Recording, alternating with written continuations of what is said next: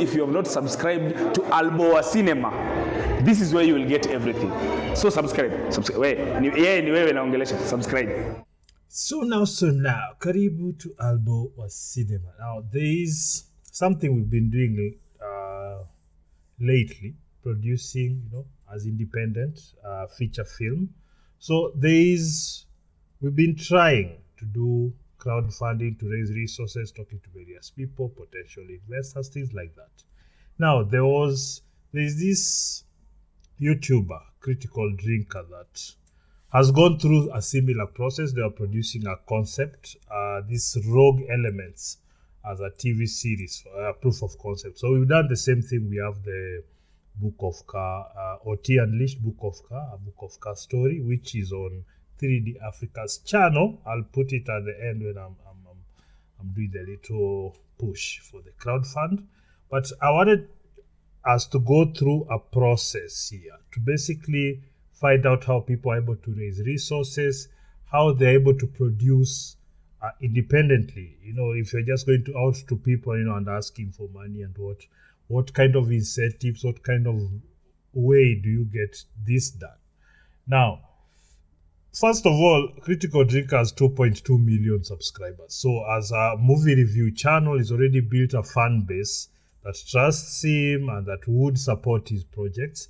He's also an author. So the Rogue Elements is set in the Ryan Drake universe. So it is a cinematic universe here. That's okay. At least there are books, a series of 9 action thriller novels written by Will Jordan. So Will Jordan is Critical Drinker. That's his real name.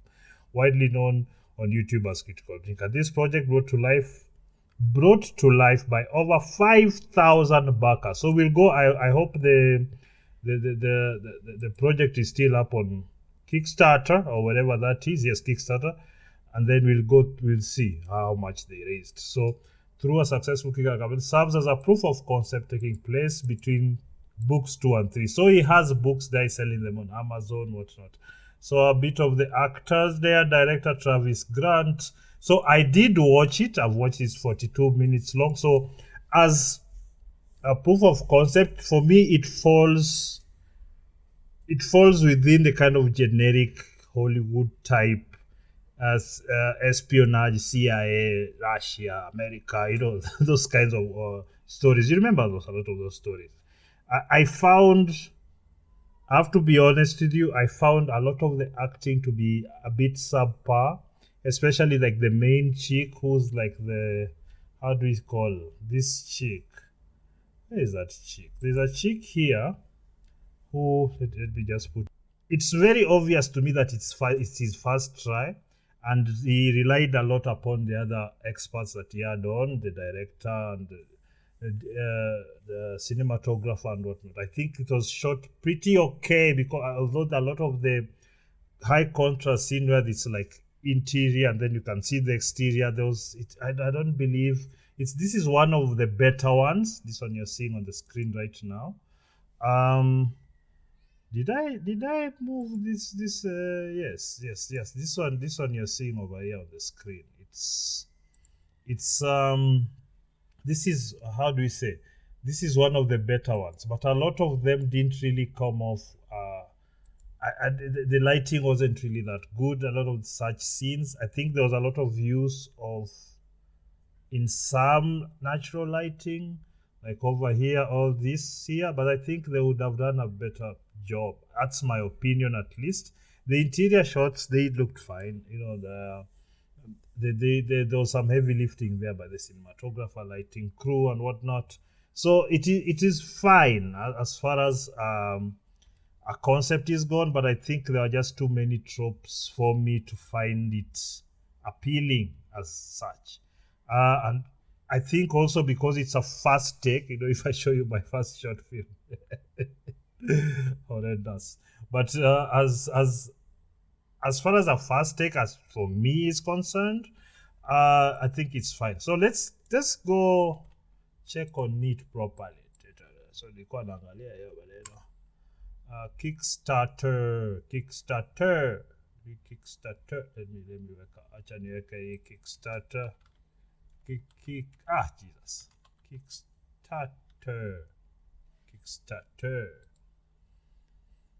Yeah, so this is it. Yeah, so it's I guess it's still up. It's a good thing.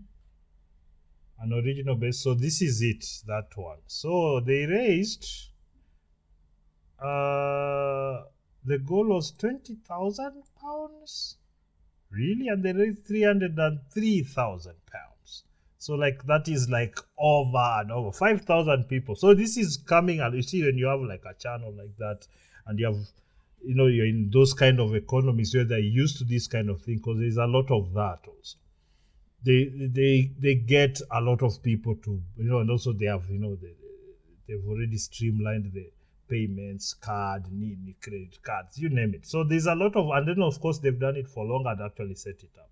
So there's a lot of $100, £100 pledge there, 564 backers, 200 is 43, 368, 505, 601. You see, 808. It's 1,000. So these are different packs that you'd receive.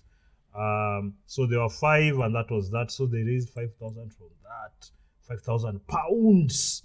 So there's 1,500, which is 30, 2,501. So it's really like, in terms of the crowdfunding, which I believe it's come from people trusting him more with his reviews, and also the audience that is created for himself. So what they are doing, just like us, it is to create independently, go to the market independently. So obviously we have to do the hard work of looking for the actual funds. Like I have to do videos, we have to form relationships, know what we are doing. Like I've been talking about the OT Unleashed and this book of Car Universe. So this is the way to go, because this is a kind of relationship that actually is long lasting and actually make things work happen. Now there's doing a new kind of crowdfund for another series of short films, and I think one other that from the general viewership of his channel or whoever. So I believe if we go to his channel, so let me just check here real quick. So this is the concept. Now there is something else that Avenger. So where's it? I watched it. Anyway, I watch all these videos. Firefly, blah blah, Disney. There's something else. So I wanted to watch. Let's watch this video. He's giving like a post-mortem of the lesson learned while doing this. So this is actually part of the main core of this video, to be able to also learn with him, and also look at how we can incorporate some of the things they've done to maybe successfully produce independent. Like you don't have to wait for a grant, or if it's Kenya Film Commission, or you're a rich uncle or auntie. You can just work around, form collaborations with people, work with people to raise money, to raise resources. Sometimes it's just on you just raise. Somebody might just give you a location, somebody might give you props, or whatever it might be. So let's listen into the lesson learned from Rogue Elements. So you can go watch the Rogue Elements, and so you see if you agree with my assessment of it. One of the things people have asked me to do is a kind of post-mortem on Rogue Elements, the first short film that we financed through Kickstarter a couple of years ago. I've talked about it on live streams a bunch of times since the film came out, but I've never really taken the time to get my thoughts in some kind of order. What worked, what didn't, and what I'd do differently next time. So, let's do it right now, shall we? First, the positives, because I think there are a lot of things that worked out really well with this movie. In terms of the look and feel, you notice that is already, like in your mindset of growth and to improve. You have your positives, but you also have to be critical about what you didn't execute well. And, also listen to other people who've maybe done it or could saw what was wrong. Sometimes they have not done it, but somebody says something that if you can objectively listen to it, you'll learn, oh, yes, this should have been this or this way or whatnot. So that is one of the positives that I'm taking from this already as the video is starting, that is already looking at it both sides. You know, a lot of artists don't want to look and say, hey, maybe I didn't do that one properly. That edit was off, the music was off, the lighting was off, this acting was not proper, you know. So there are things like that. So The cinematography, the fight sequences, and the sheer level of professionalism, work ethic, and commitment of everyone involved, I'm super proud of what we accomplished with Rogue Elements. This was not an easy film to make by any stretch, and although we were lucky to have some serious industry pros on board, for a lot of us this was our first real experience working on a project of this scale. And that's the thing. I think because they were able to raise so many resources, they were able now to dream bigger, you know, just said, okay, this stunt, a lot of that lighting I was seeing, maybe there was some more, maybe they were doing explosions or things like that. If you're doing that for the first time, I mean, you're just like, okay, let me see what happens. It was definitely a learning experience, sometimes a harsh one, but it was absolutely worthwhile. The support that we got from the backers and the steady stream of updates, interviews, live streams, and behind-the-scenes insights we were able to give them were absolutely top tier, and I've got no regrets about how any of that stuff was managed. That is my aim when you're doing this book of car universe. So like people, because we also go into the crowdfunding, we've raised kidogo money, but we are still pushing, and you know, because we are continuing to go studio hapa tunaendelea kufanya hii kasi daily. So that is the other thing is the updates. You'll always receive updates. I'm not sure. So were you seeing the video as you're speaking? Okay, sorry, Jesus Christ. Anyway, that's enough sucking my own dick. Let's talk about the lessons that I learned from this film. 1. Making movies is expensive. And I don't mean Electric State kind of expensive, where you spend $320 million to make something that looks like a direct-to-video sci-fi movie. I mean, making films at any vaguely professional level costs way more than you could imagine. We ended up with £270,000 from the Kickstarter after all the various fees and taxes were deducted, which meant we could afford to hire professional actors and crew. Great stuff, but the thing is, the moment you cross that invisible line from a fun little amateur project into an actual legit production, the costs and the red tape and the complications skyrocket. Now, that's the reason why you need the best professionals, like people who've done a lot of indie work before, who know, and especially cinematographers who don't need so much to give you good images. Because they usually, I find, in my opinion, I find a lot of time and a lot of unnecessary resources are used, especially in cinematography, lighting and whatnot. If only people minimalistically could find ways to make beautiful images, because there's ways to do that a lot of the times. But I guess because, you know, people want the big track on set or the big lights, or let's take a selfie, then you'd find that it's not, it might not do well for your budget. So that's one of the things, but there's many other ways that you could keep costs low without necessarily hurting the budget, hurting the quality. Now the thing is, with like when you're doing this, like in the West, everything is expensive in the West. The actors, licenses, everything, because that's the industry is developed to such an extent. It's actually a big money maker. So there's a lot of those other, how do we say, professional restrictions. That's how I describe them. Where you know, you can't work above a certain hours. There's a lot of these little things that as we just power through 24 hours, 12. Now you have to deal with actors' unions and agents and crew unions and health and safety and tax regulations and That's what I was talking about. million other things that you don't even need to remotely care about when you're just filming a movie with your buddies. Yeah. Now, I totally get that all of this stuff is in place to keep... Like setting up all these lights, the smoke, whatnot, you'd have already canvassed the area properly to make sure there are no dangerous things here. You have to have your medics, like, you know, not just like a little first aid kit there. You know, you have to have proper, like when you're doing these big scenes, this lighting. So normally what I would do is that I would use as a location that has its own lights, but then light according, switch off or add or remove according to what I want the scene to look like.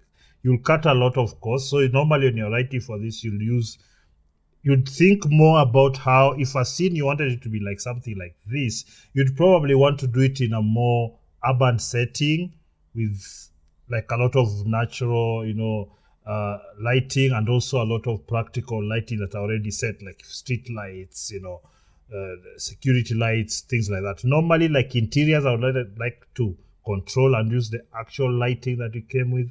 But these other lights on the outside that give you the feel and the look, I think you can really use those to make your pictures look people safe, and for the most part I absolutely support those kinds of safeguards, but fuck me, it does lead to some pretty absurd roadblocks. Like, imagine you want to have a fight scene in a shallow pool of water for dramatic effect. Well, you're going to need a lifeguard and a paramedic on hand, and the water has to be chemically tested, and the actors have to be briefed on health and safety protocols, and you have to have warm blankets and heaters and probably an on-site therapist as well. You see, those are all those things they've piled on, because as more money is being made, a lot of these other professions come and then they go say, we need safety. They go to the politicians, of course. They go, you need safety, so you need this, so they add. You need this legal, you need this, you need that. So it just becomes this miasma. That's why it's like shooting.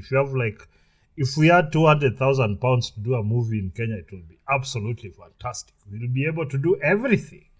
Everything, I'm telling you. This is all stuff that has to be factored into the budget, the timescale, and the script. And because we didn't have... And you'll be able to do a full feature film. That's the other thing. This is like 40, I guess it's more like 35 minutes, and then he had 2 post-credit scenes. That was weird. Much experience with it. It wasn't at first, which resulted in a lot of hasty rewriting further down the roads. But I'll talk more about that soon. Yeah, the story did feel disjointed in my view. There are things they're trying to shoe in from the books without really proper contextualization. So it felt a bit forced in a lot of these scenes. This person has come off, there's this other character who just showed up, and that kind of thing. Although might be a revelation later, maybe, but for the concept part of it, I think you need to tie most ends, or at least tie most ends that makes that are important in the story. At least, or give them direction, or if it's coming, if there'll be some. You might know more about it later. Soon, believe that. 2. A scriptwriter has no control over the end product. There's basically 3 versions of the movie. The version you want to make, the version you're allowed to make, and finally, the version you're forced to make. The first version is that magical first draft of the script where you don't have to worry about logistics or budget. The second version is one you're allowed to make after a line producer's worked out how much it's all going to cost and cuts most of your favourite stuff out. And finally, there's a version you're forced to make once the cameras actually start rolling, when logistical issues on set, bad weather, delay in filming, having to choreograph some challenging fight sequences to tight timescales, and working around the limitations of what the actors could deliver all starts to factor in. In our case, the actress playing the character of Anya had a lot of trouble with her dialogue, forcing a rewrite of that was so obvious even in the rewrite. Most of her scenes. I'd written a big dramatic monologue for her at the end that would basically explain her motivations for being there, her past relationship to Drake, and her warning that she wouldn't be around to bail him out next time. It was a neat way of wrapping up her character's presence in the movie, but because she couldn't... There's just this kind of overexposure on these exterior scenes. I don't know if they added more light. I think it needed to be diffused a bit more, and then maybe a lot of neg on this side, so that just keeps a bit darker. Then if as long as you can make this softer, I think it should have worked. I don't know if this is compression from YouTube, but yeah, maybe they are going for that look. But personally, because if you look around, you look there, it's a lot cooler than this. Like at the back, it should be, but it should also kind of show the environment. Where is this sun? Okay, maybe at the back here, but I think it should have done well to have some streaks of light at this area here, this field behind him there. Nail the delivery, and there wasn't time to do like 50 takes until she got it right. There was I think this is the look they are going for, like a bit high contrast, but I think this should have been softer. You lose a lot of detail here and look good. No choice but for Travis, the director, to quickly rewrite the script and improvise a solution. That is just one example of the many things that you absolutely can't control or predict. So when you've done this a few times, you already know in your writing what you can or cannot do. within the budget constraints that you have. So that's usually the advantage of how you've done it before. So there are scenes I wouldn't write just because I know it's going to be happen. But since us, like for example, you work with animation, you can go gung ho, you can do whatever you want really at the bottom line. But in live action, there's a lot of those restrictions. 3. We wrote the script all wrong. See, when we first came up with the idea of rogue elements, we imagined a tiny budget of just £20,000, which might seem like a lot on the surface, but trust me, it isn't when you're trying to make a film. Anyway, we came up with a very basic script along those lines. Ryan Drake has to sneak into a building of some sort, take out a few guards along the way to rescue his target, and eventually runs into Anya, who also happens to be there for reasons of her own. It was a simple but effective way of bringing together the two main characters from the books, with a little bit of action and a hint of the intrigue and mystery that's one of the hallmarks of the series. And the whole thing was designed to be wrapped up in about 15 minutes. That's great and all, but once we realised we now had like 10 times the budget we'd originally asked for, it was pretty obvious that a simple 15-minute short wasn't going to cut it. What they should have done is just enhanced a bit that of what they were already thinking, just production quality wise. Do that, then maybe do a second one following up with the money that you'd made. So that would have kept the original idea solid, because a lot of the times it's really the best, kind of the most organic, best version, with a little tweaks in the end because of location, actors, and all these other things, and But yeah, I think they should have done. People were going to expect a lot more from us, and so we put a lot of pressure on ourselves to keep going bigger and more ambitious. Exactly. You are just not ready for it. A lot of like this scene was horrible, and it's that Hollywood where somebody's trying to push his knife down and then somebody's holding up. I'll never do that scene in my movies. It's so, I think if it's to be done, it has to be done properly. Like, it's never really somebody just holding it and somebody just pushing this. Come on.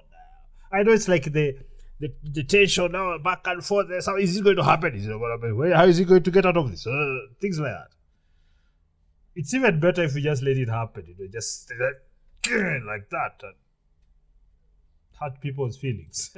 So we began adding things to the script. More characters, more layers of intrigue, and especially more references to people and events from the books. And I think in retrospect, this is where we went a bit wrong with rogue elements, because most of the audience weren't familiar with the books and so didn't understand most of the references and allusions to past events. Yeah, that's why I was telling you that when like somebody just shows up on the scene, you don't know what's the connection and whatnot. So all that just, like, I haven't read the books myself, so it missed with that, like, heavily.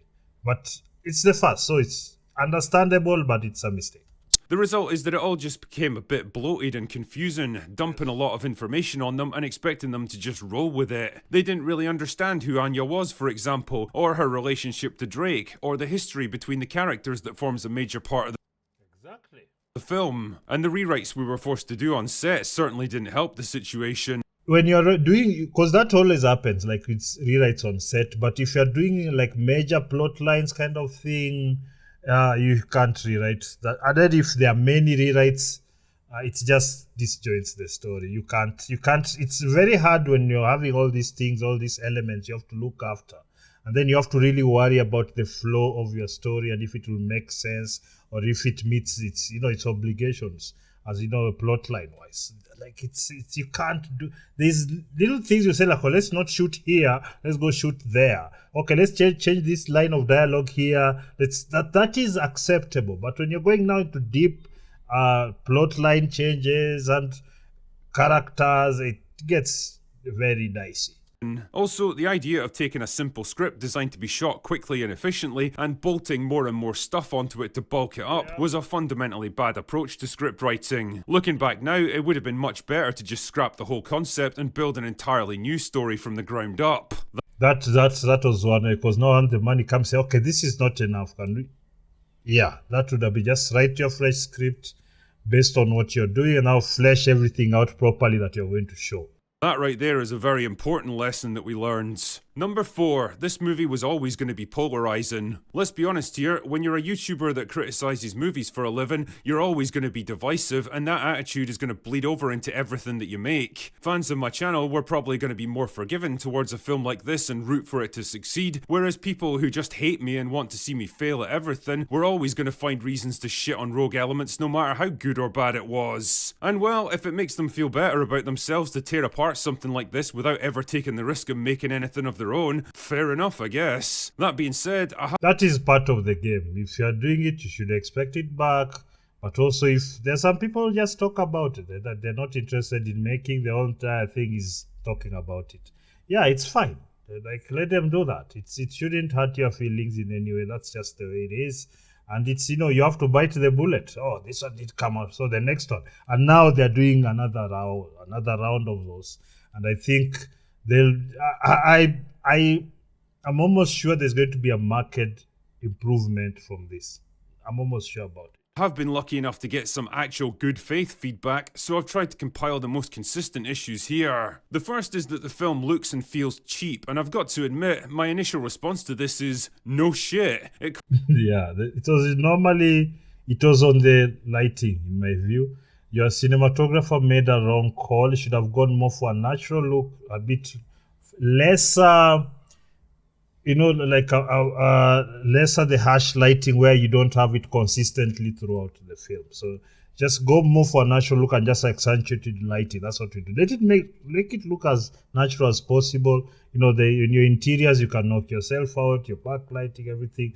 But your exterior normally is, when you look at your entire frame, all the lines and whatnot, you should work more on that. Just framing something really beautiful. Other than, let's just have coverage, Cost less than most movies spend on catering. The more detailed response is that out of the £300,000 we raised on Kickstarter, about 30,000 of that was lost right off the bat, partly because of taxes, partly from Kickstarter taking their fees, and partly because inevitably a few of the pledges ended up failing or getting revoked. So in the end, we had 270 grand to spend, which isn't a whole lot when you're making a 40-minute short film with a large crew and several pretty challenging action sequences, all of which eat up a lot of time and budget. Should we have scaled back the action to focus more on character? Possibly, but then we did promote it as an action thriller, and I suspect we'd have been criticised for making something too conservative and boring. I mean, sometimes expectations can be a little bit difficult to live up to, I guess. I think some people genuinely thought we were going to produce a Michael Bay action movie in a fraction of the time, and with a budget that's literally 1,000 times smaller. It is the expectation you create from the criticisms. That's really it. It doesn't have to be fair, but that's really where that comes from. All I can say is that we squeezed every penny we could out of this one, and we pushed the limits of what we could do on this kind of budget because, well, we needed to understand what those limits actually were. Rogue Elements was a test to see what we could achieve with limited resources and how best to go about it, and in that sense, it absolutely did what it needed to do. The second criticism is that I was a bit of a hypocrite for writing girl bosses into this film when I I was wondering whether he's gonna talk about that. Actually, this particular chick, she's not a good actress. Let's be honest. She can do the stunts and what, but I don't think she should have been given the speaking roles. No hate, young lady. I know, a low budget and whatnot. You don't get the best talent. That's just, especially abroad. It is what it is. I'd spent so much time calling that shit out in Hollywood movies, and to this I'd suggest rewatching the film a little bit closer. You might just be surprised by what you see. For example, Anya's big fight scene happens in the warehouse near the end, where she takes down several operatives using a combination of a knife and close-range gunfire. How does she manage this? Because they've just been hit with a stun grenade that went off right in the middle of the room. Most of them can barely even see or hear at this point, never mind fight, so that gives her a tremendous advantage. This is the best scene in my opinion. The other example is Frost's rooftop fight scene against Kroger, where he's clearly way bigger and stronger than her, but doesn't just immediately knock her out. Girl boss much? Well, again, if you actually pay attention to the fight, you'll notice that she's never once portrayed as a match for him physically, and has to resort to weapons and ambushes to try to even— There should have been more damage on her face after all that beatdown. That's just a fact. in the odds. Even then, she's barely able to hold her own and soon gets cornered and overpowered and has to be saved by one of her teammates. Kroger even mentions at one point when he has her pinned down that he's not even trying. He's just toying with her basically, drawing the fight out for his own amusement. The whole thing was specifically scripted and choreographed to avoid the kind of girl boss bullshit you see in so many movies now. Yeah, we still wanted it to be exciting and give her a fighting chance at least, but we I hated this scene. This is not. He's too big. He would have finished this like just that. It should have been done. also did what we could to make it somewhat believable. The other big criticism is that the script writing is just bad and unoriginal, like any other generic action thriller story. And this is actually an interesting one because it gets right to the heart of what we decided to do with this movie. Yes, we absolutely could have produced some crazy experimental piece of surreal existentialism that 90% of the audience wouldn't even understand or have any interest in, but when you're taking your first shot at something like this, and more importantly you're spending other people's money to do it, you're very much aware of the pressure. This is the problem Hollywood ran into. You kind of just now stick to very basic, and in art, and it's very basic. It won't.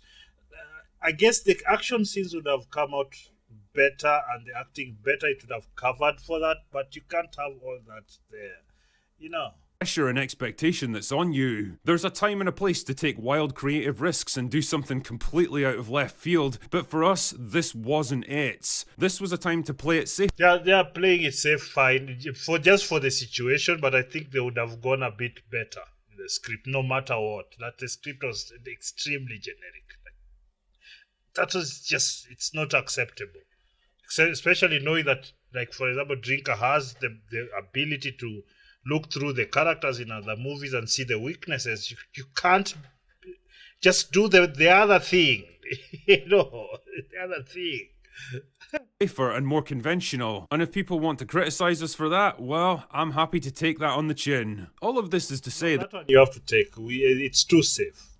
It's too safe. But people didn't lose faith. They knew it was your first go at it. I mean, that was one of the big weaknesses.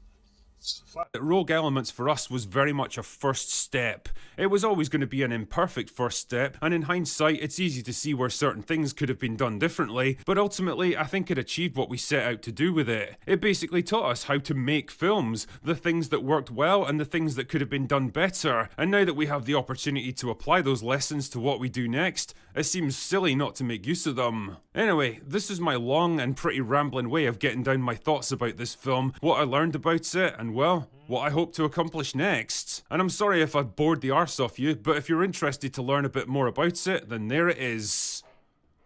Anyway. Exactly. Now let's see. Yep. Mercy pre-save for a button on this review. I think more with Mola is a great shout, and possibly adding a little platoon. Also, these are the other people. So they are doing this. A guy called Mola. He also does like this kind of videos and reviews. He also wrote something, and they're also producing that. So I need to find out. Let me find out.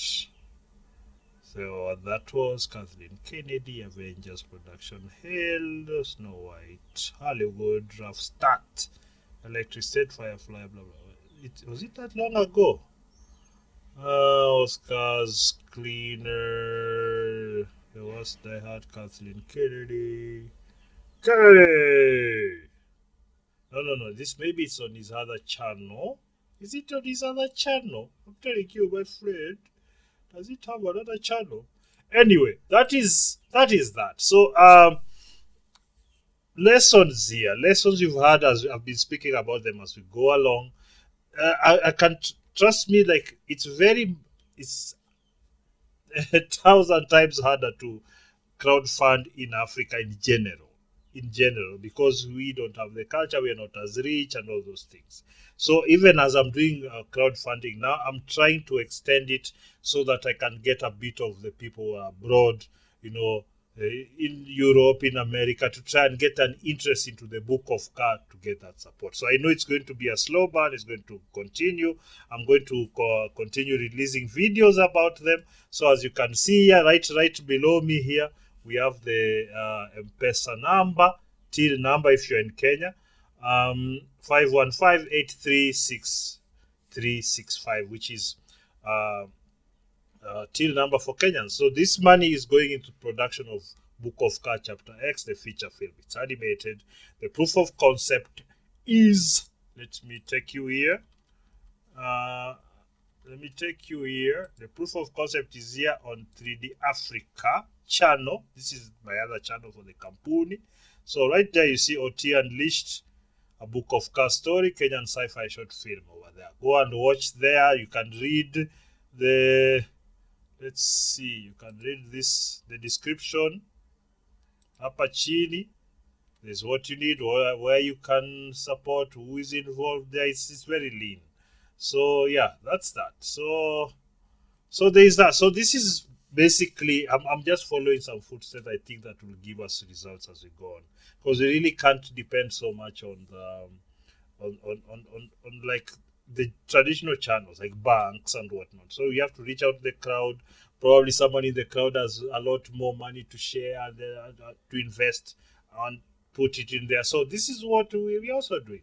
So if you're feeling sufficiently philanthropic, down here, if you're abroad, we have PayPal, which is sejo2001@gmail.com. You can read it. It's right there, PayPal, sejo2001@gmail.com. Otherwise, I don't know what you think of such videos. I don't know if it is helpful. I think it's helpful because we especially as we don't have the resources financially to do it. I think technically we've grown more and more, so we have ability to do a lot of great things. So like your Book of Ka Unleashed. So subscribe, my guys. Share this video. Leave a comment. Tell me what you think. And then until round 2, I'm a VP.